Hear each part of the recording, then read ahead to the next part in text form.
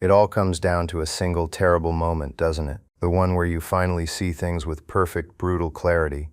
For me, that moment arrived in a sterile beige conference room on a Tuesday afternoon, under the humming fluorescent lights of my annual performance review.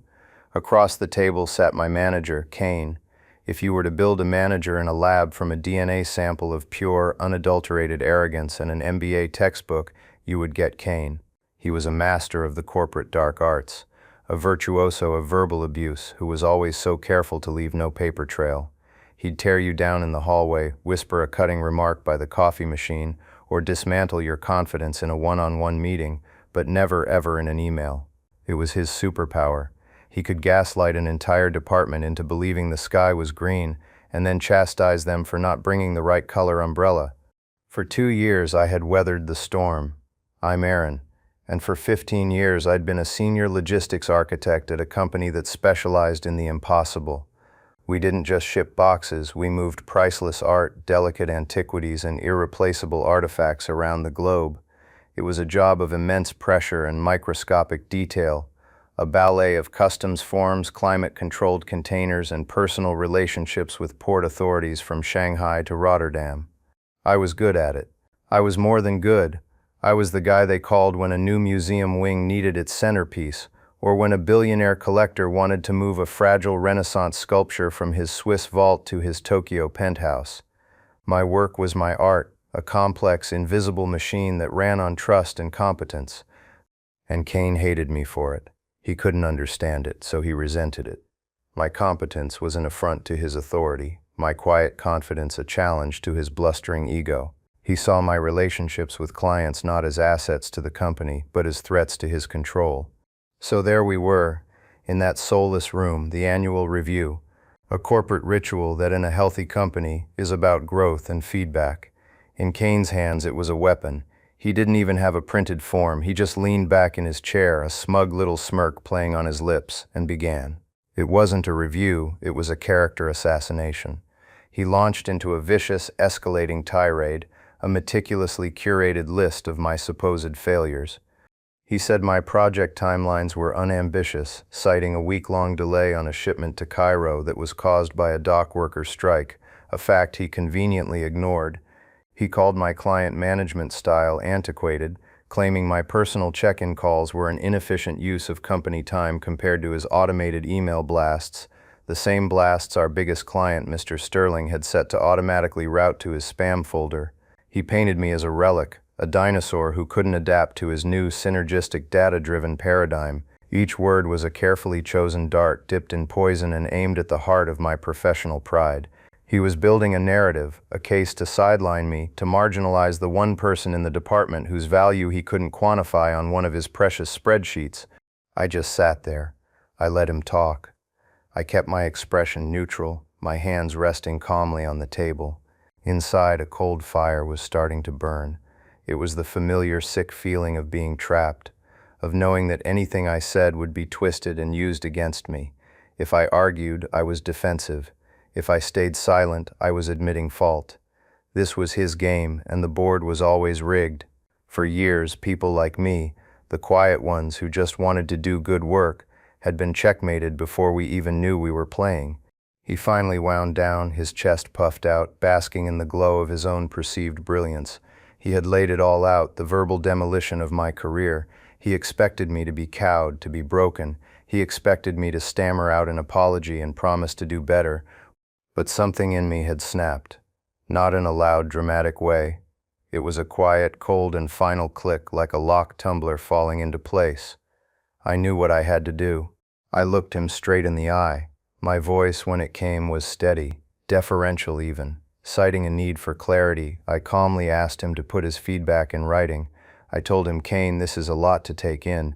You've pointed out some serious issues. To make sure I address every single one of your points effectively, I need this documented for my official improvement plan.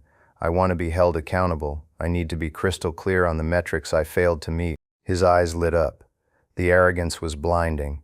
He saw my request not as the trap it was, but as an act of submission. He thought I was beaten, that I was now so thoroughly intimidated that I was asking for the whip to flog myself with.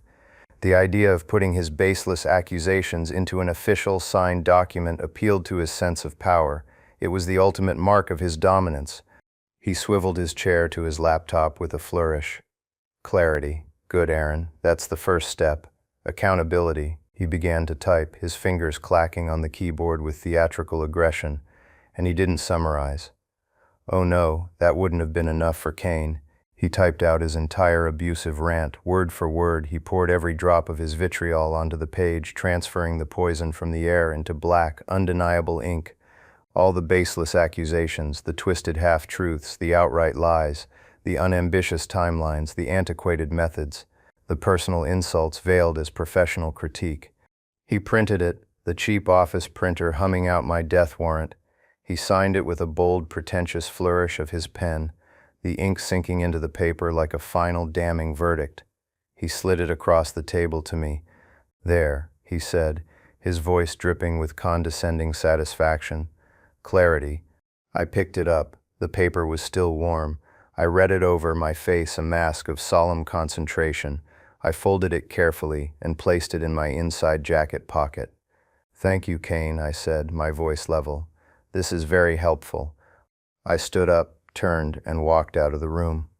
What Kane didn't know, what his monumental ego would never have allowed him to even conceive of, was that for the entire 34-minute meeting, my phone, sitting innocently on the table between us, had been recording audio, and as I walked down the long, quiet hallway, the signed, abusive review in my pocket felt less like a death warrant and more like a loaded gun, and the matching audio file on my phone was the ammunition. He had just handed me irrefutable, time-stamped, and cross-referenced proof that his written words were not just feedback, they were a verbatim transcript of workplace harassment. He had built his own gallows. All I had to do was kick the stool. If this is your first time here, welcome. And if you've been in a situation like this, where your competence was used against you, then you know the feeling. Let me know in the comments what you would have done. I read every one, and be sure to subscribe, because this is just the beginning of the story. The walk from Kane's office to the elevator felt like moving through water. The usual office sounds, the distant chatter, the hum of the HVAC system, the rhythmic clicking of keyboards, seemed muffled and far away. My entire world had narrowed to the folded piece of paper in my jacket and the small, dense weight of my phone in my trouser pocket. Each step was deliberate. I didn't rush. I didn't look at anyone. I kept my gaze fixed on the brushed steel elevator doors at the end of the hall. I felt a strange and unsettling calm settle over me, the kind of calm that comes after a massive explosion, when the air is still and silent before the debris starts to fall. The elevator doors opened with a soft chime. I stepped inside alone, and as the doors slid shut, sealing me in the small mirrored box, I finally allowed myself to exhale. I leaned against the back wall, the cool metal a stark contrast to the heat I felt rising in my chest. I didn't look at my reflection. I couldn't. I was afraid of the man I would see staring back at me. A man who had, for 2 long years, absorbed the poison of another person's insecurity and called it a job. A man who had rationalized, who had endured, who had told himself he was being the bigger person, the professional. What a fool I'd been. Professionalism isn't about how much abuse you can tolerate.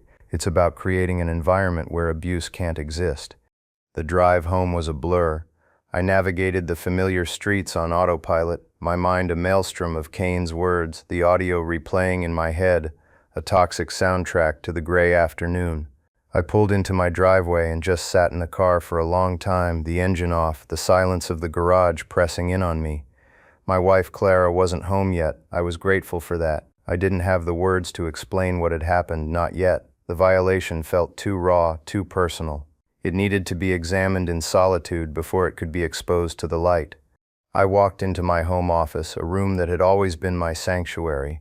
It was lined with books on history and logistics, models of historic ships I'd assembled, and framed maps of ancient trade routes. It was a space dedicated to the love of my craft, a testament to a career I had built with pride and dedication. I closed the door, walked over to my heavy oak desk, and took out the letter. I unfolded it and laid it flat, the crisp paper a stark white against the dark wood. Then I took out my phone, connected it to my computer, and transferred the audio file. I put on my best noise-canceling headphones, the ones I used for deep focus work, and I pressed play. Hearing it again was a different kind of horror. The first time, in the room with him, I was in shock, in survival mode. Listening to it now in the safety of my own home, I could hear every nuance of his cruelty. The smugness in his tone, the barely concealed glee as he listed my failures, the condescending patience when he explained my shortcomings. It was all there. And then I opened the document he had typed and signed. I read it while the audio played, my eyes tracking the words as his disembodied voice spoke them into my ears. A perfect match. A verbatim transcript of abuse, signed and dated. A wave of something cold and heavy washed over me. It wasn't just anger. It was a profound, bone-deep disillusionment. For 15 years I had given this company my best. I hadn't just been an employee, I was a builder. I remembered my first major project years before Cain had ever darkened our doors. We'd been tasked with transporting a collection of priceless Egyptian artifacts for a new exhibit at the Met. The centerpiece was a massive, fragile granite sarcophagus. Our then CEO, a man named Arthur who believed in his people, had called me into his office. He just looked at me and said, "Aaron, this is a legacy project. It can't just be done, it has to be done perfectly. Don't tell me about the problems, just tell me what you need." I spent 6 months on it. I flew to Cairo 3 times. I didn't just book a shipping container. I designed a custom-built climate-controlled cradle with gyroscopic stabilizers.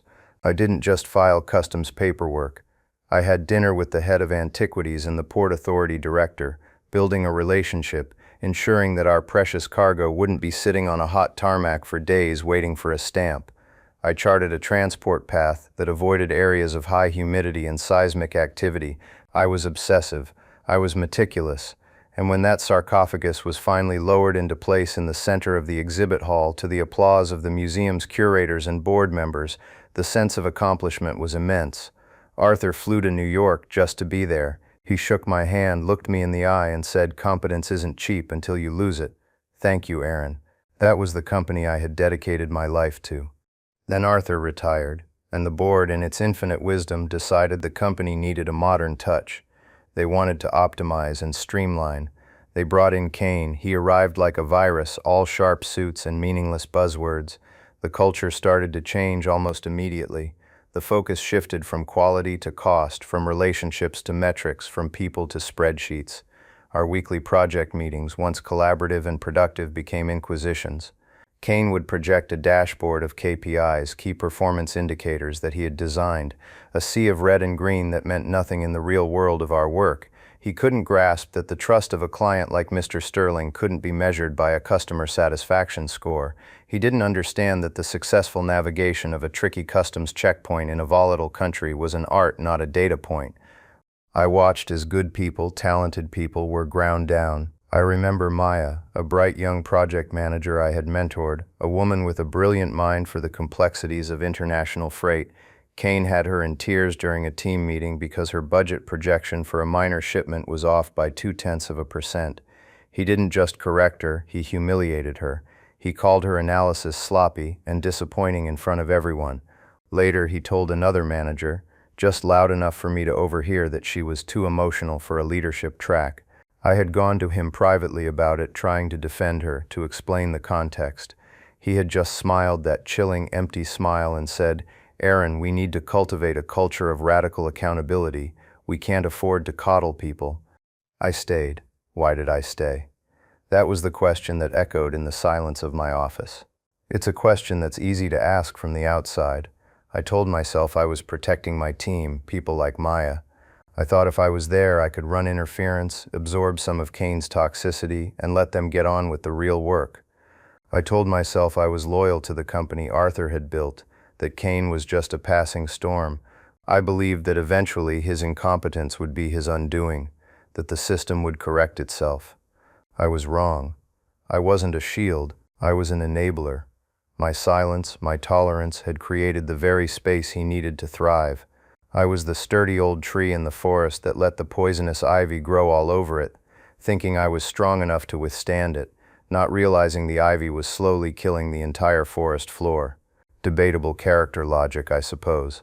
It felt like loyalty at the time, but looking back, it was just a slow, painful surrender. I took off the headphones. The silence in the room was absolute. The anger had burned away, leaving behind a cold, hard resolve. This was no longer just about me. It was about Maya. It was about the memory of Arthur. It was about every single person who had been made to feel small and worthless by a bully in a position of power. Cain had made a fatal error. He assumed my silence was weakness. He mistook my professionalism for passivity. He thought he was writing an ending, but he had just authored his own. Just then, my phone buzzed on the desk, a text message. It was from Maya. "You okay? I saw you leave after your meeting. Heard him shouting from down the hall. Don't let him get to you. You're the best we have." That small message, that simple act of loyalty and kindness was the final piece. It was the catalyst. It was the spark that ignited the cold resolve in my chest into a burning, focused flame. I wasn't just going to defend myself. I was going to dismantle the entire corrupt system that had allowed a man like Cain to flourish. He had handed me the evidence. Maya had handed me the cause. The night was young, and I had a plan to build. I stood up and walked out of my office to find Clara. I was ready to talk. I knew she would see the fire in my eyes, and she would hand me the gasoline. The plan began to form that night, not in a fit of rage, but in the quiet, methodical way I planned my most complex projects. Clara had listened, her expression shifting from concern to a steely anger that mirrored my own. She didn't offer platitudes, she offered strategy. She's a contracts lawyer, and her mind works with a beautiful, logical precision. As I laid out the events of the day, she saw not just the injustice, but the tactical opening. "He signed it, Aaron," she said, her voice low and intense.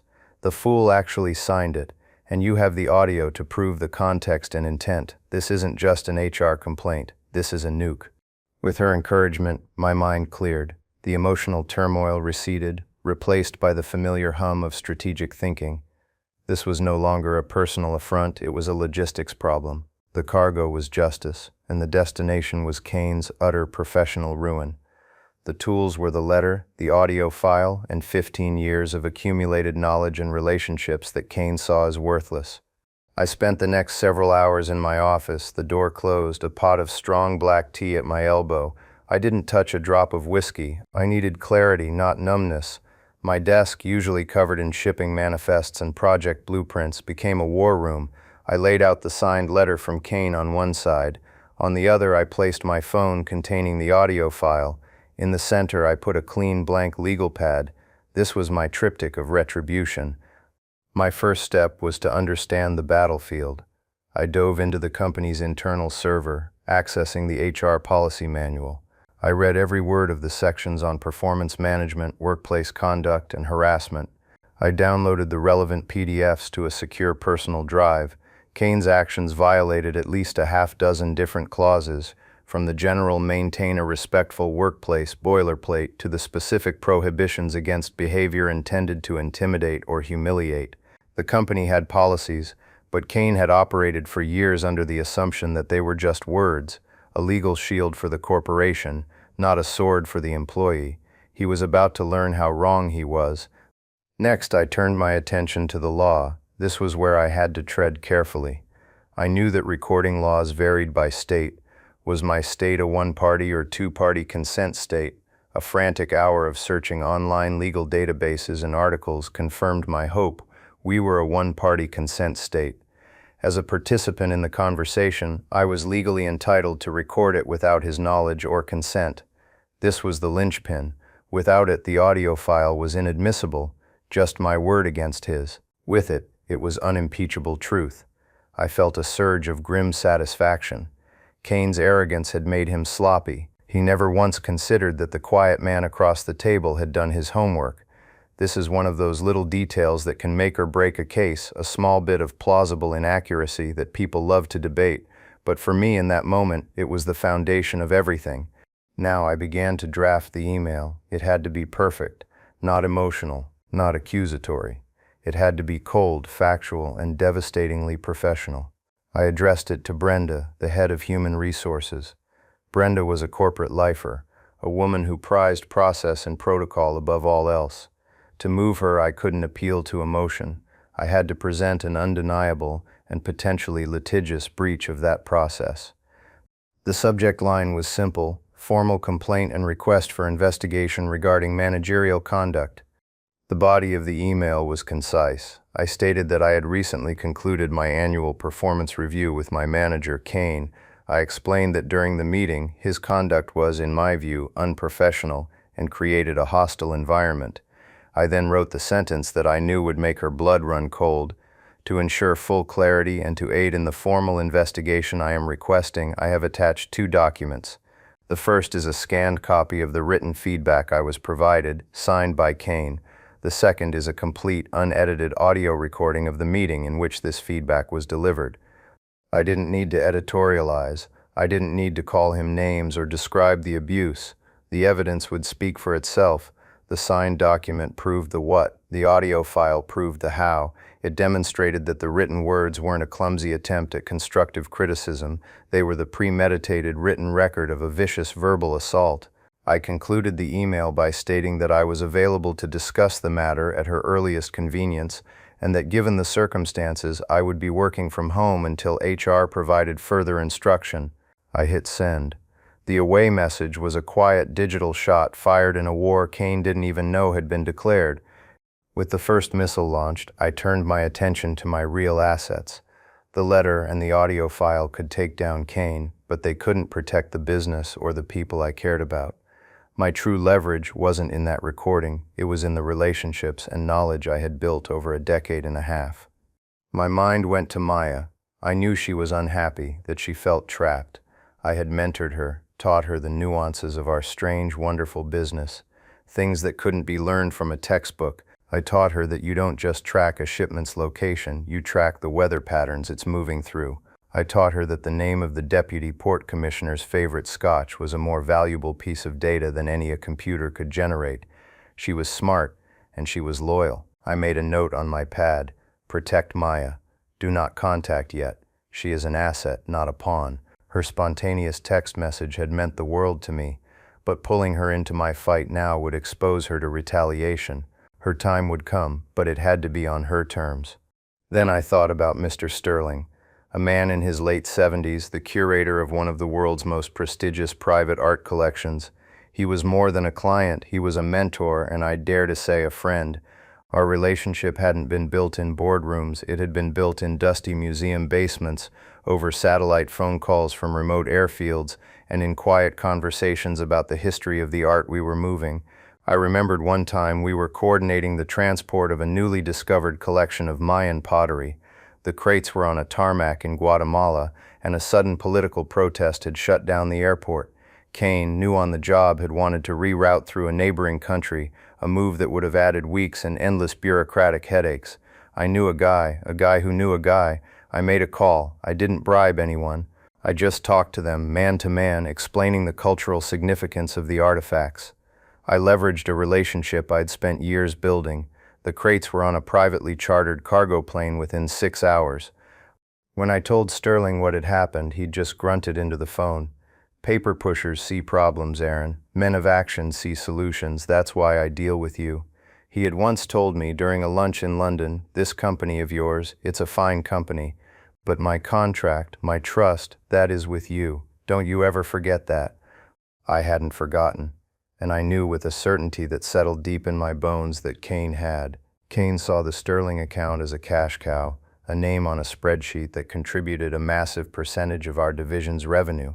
He had no earthly idea that the account wasn't a corporate asset, it was a personal relationship, it was a bond forged in shared purpose and mutual respect, and that was my ace in the hole.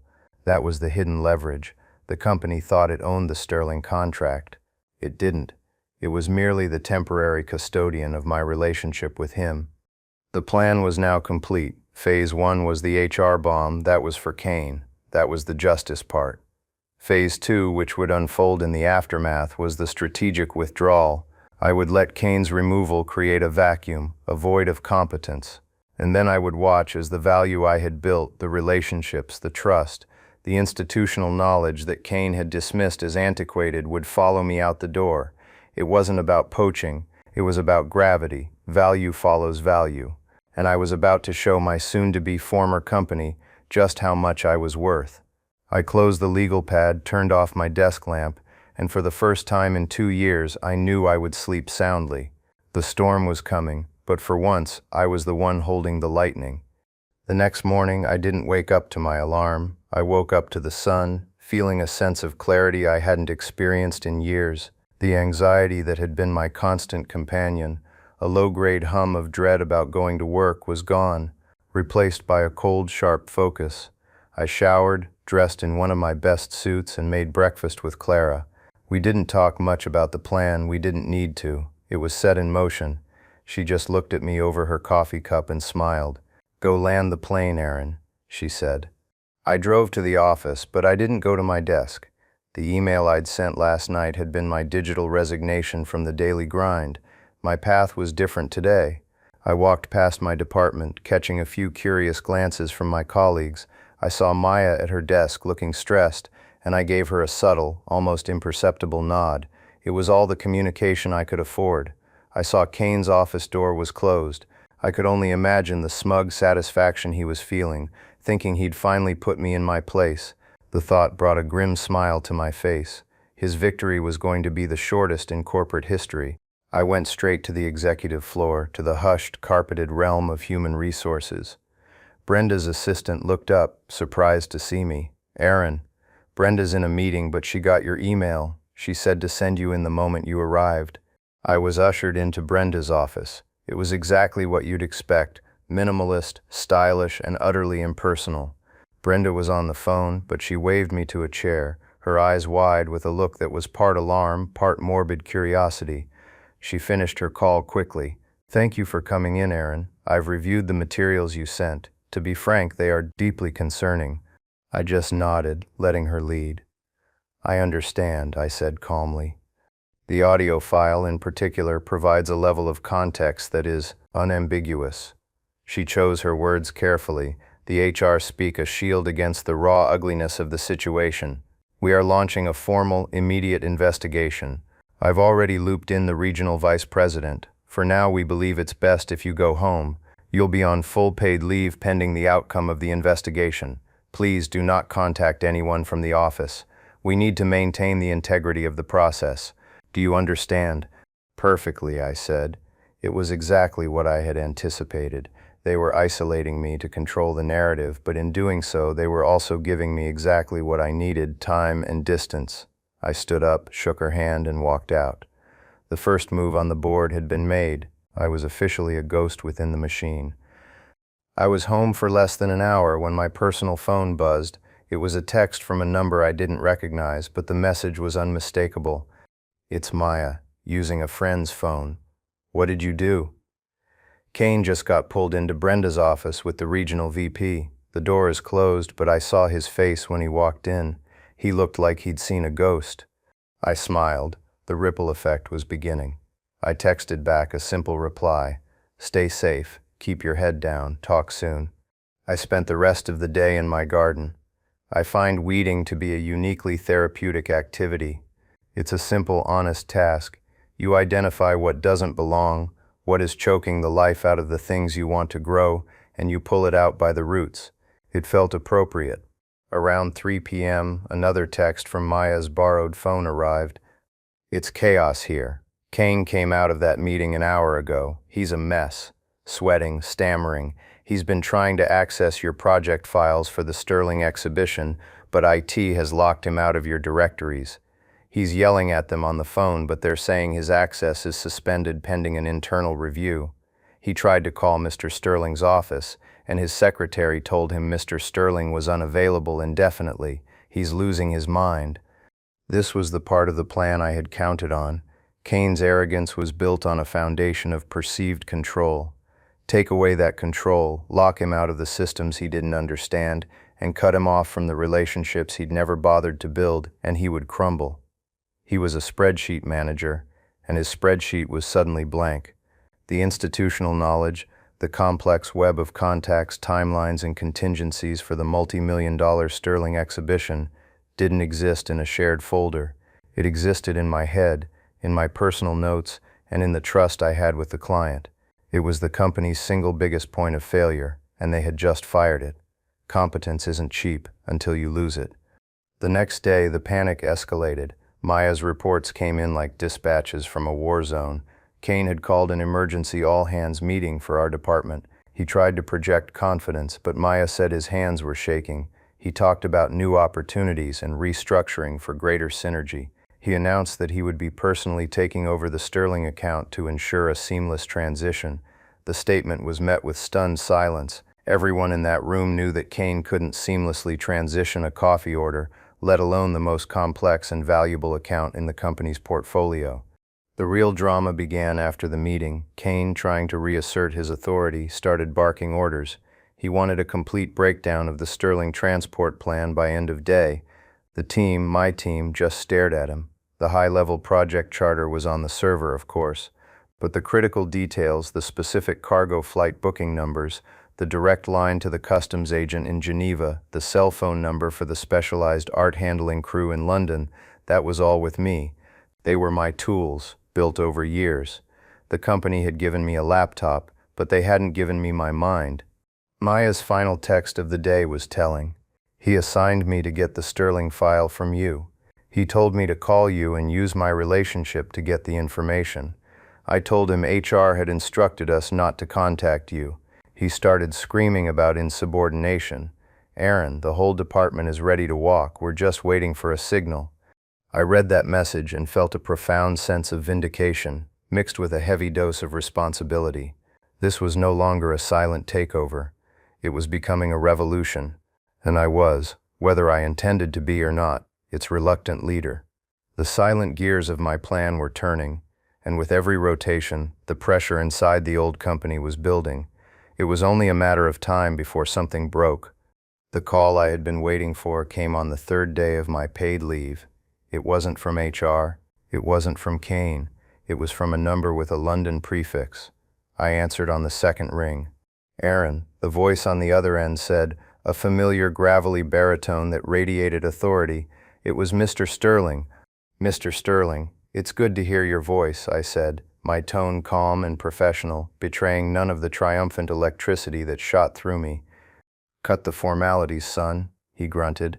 I've been getting some rather panicked calls from that new fellow at your office, the one with the shiny suit and the empty head. He tells me you're on sabbatical. A man like you doesn't take a sabbatical 2 months before the biggest shipment of his career. What in God's name is going on over there? This was the moment, the pivot point.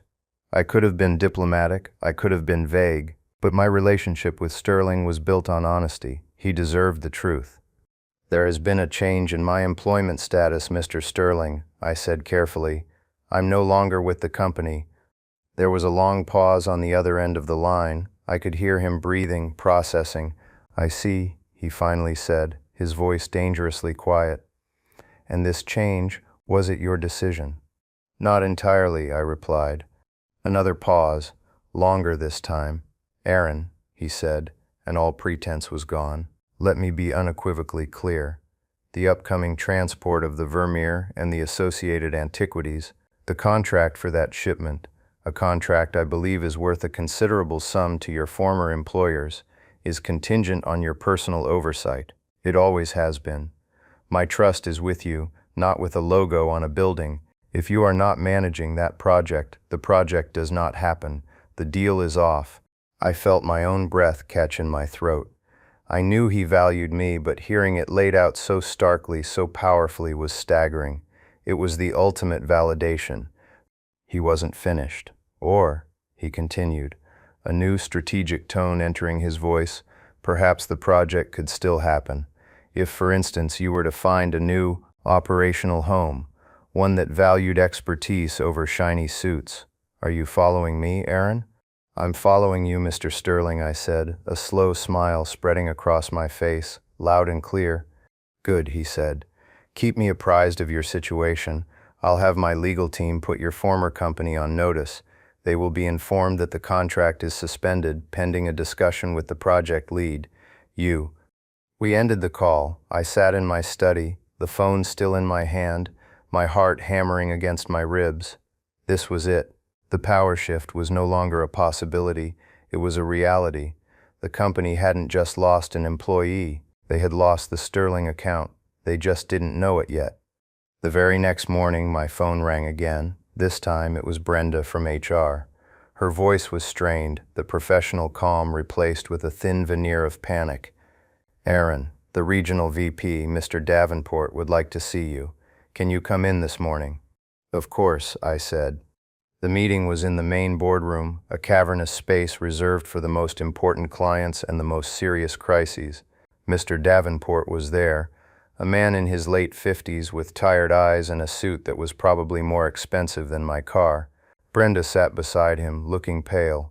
Kane was conspicuously absent. Davenport got straight to the point. "Aaron," he began, trying for a friendly man-to-man tone that didn't suit him, "we've completed our investigation. It's clear that Kane's management style was unacceptable. It does not reflect our company's values. He has been relieved of his duties, effective immediately." I just nodded. I didn't feel a shred of triumph. It was just a data point. "We value your contribution to this company," he continued, leaning forward, "deeply. The 15 years of service, the relationships you've built, they are irreplaceable assets. We were wrong to let this situation escalate, and we want to make it right." He slid a folder across the polished table. "This is a formal offer. We'd like to promote you to Director of Special Logistics, the position Kane held. It comes with a 30% salary increase and a significant bonus package. We need you back, Aaron. We need you to handle the Sterling account." I didn't open the folder. I just looked at Davenport, then at Brenda. I saw the desperation in their eyes. This wasn't an apology. It wasn't a recognition of my worth. It was a desperate panic counter-manipulation. They hadn't learned a thing. They didn't want me. They wanted the Sterling contract. I was just the key to the vault they had foolishly thrown away. I took a slow breath. "Thank you for the offer, Mr. Davenport," I said, my voice quiet but firm. "I appreciate the company's reassessment of the situation." I paused, letting the silence hang in the air.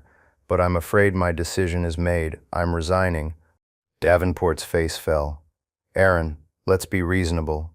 A promotion, a significant raise. We're admitting we were wrong." "This isn't about Kane," I said, and for the first time I let the cold, hard truth into my voice. "It's not about one bad manager. It's about a culture that allowed a man like Kane to be hired, to be promoted, and to thrive for 2 years. A culture that values spreadsheets over people and dismisses institutional knowledge as antiquated. The trust is broken, not just between me and the company, but between the company and its own stated values. I can't work in that environment any longer." I slid my own piece of paper across the table, a simple, formal letter of resignation. "My decision is final. I'll coordinate with HR on the return of company property." I stood up. The power in the room had completely shifted. They were no longer the ones in control. They were supplicants, and their pleas were falling on deaf ears. Arrogance has a price, and my silence had just been a down payment. The final bill was coming due, and the entire company was about to pay it. I turned and walked out of the boardroom, leaving them sitting in stunned, impotent silence. The air outside the office had never tasted so sweet. As I walked toward the elevator, my box of personal effects in my hand, a figure stepped out from an alcove. It was Kane. His suit was rumpled, his face was ashen, and his eyes, usually so full of arrogant fire, were now hollowed out with a desperate, frantic energy. He had clearly been waiting for me. "Aaron," he said, his voice a hoarse whisper, "you can't do this." I didn't stop walking. I just looked at him. "It's already done, Kane." He hurried to keep up with me, his composure completely gone. "You're ruining me," he hissed, grabbing my arm. I stopped and looked down at his hand, then back up at his face, my expression unreadable. He let go as if he'd been burned. "They fired me. Because of you. You think you can just walk away from this? You think you can take my clients?" I finally stopped, just a few feet from the elevator, and faced him. The moment felt surreal, like the final scene in a play that had gone on for far too long. All the anger, all the hurt I had felt was gone. All that was left was a kind of pitying clarity. "They were never your clients, Kane," I said, my voice low and steady, cutting through his panic. "They were my partners. You saw them as entries on a balance sheet. I saw them as people. You can't take something you never had." "I'll sue you," he blustered, his last resort, non-compete, tortious interference.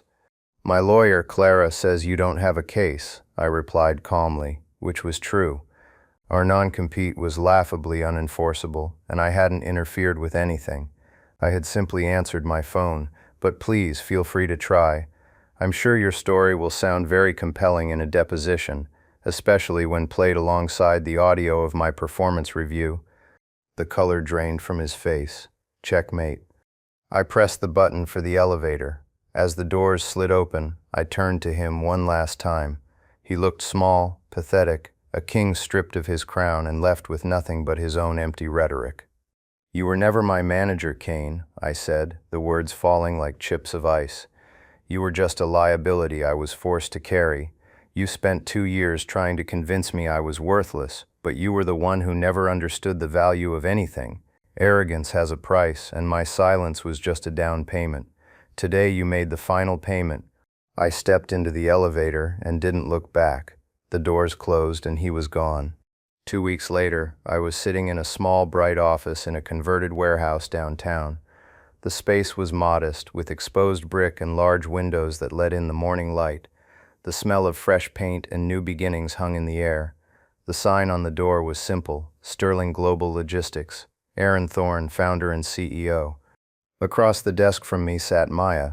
She had resigned the day after I did, walking out with a smile on her face. She was my first and so far only hire. We were looking over the plans for our first official project, the transport of the Vermeer for Mr. Sterling. The contract, even more lucrative than the original, was signed and sitting on my desk. Maya looked up from the transport schematics. "I got a text from my friend at the old place," she said, a small, wry smile on her face. "It's a bloodbath." After Sterling pulled his contract, 2 other major European accounts followed him. They had to lay off almost the entire department. Davenport was reassigned to a regional office in the middle of nowhere. "And Kane?" I asked, though I already felt like I knew.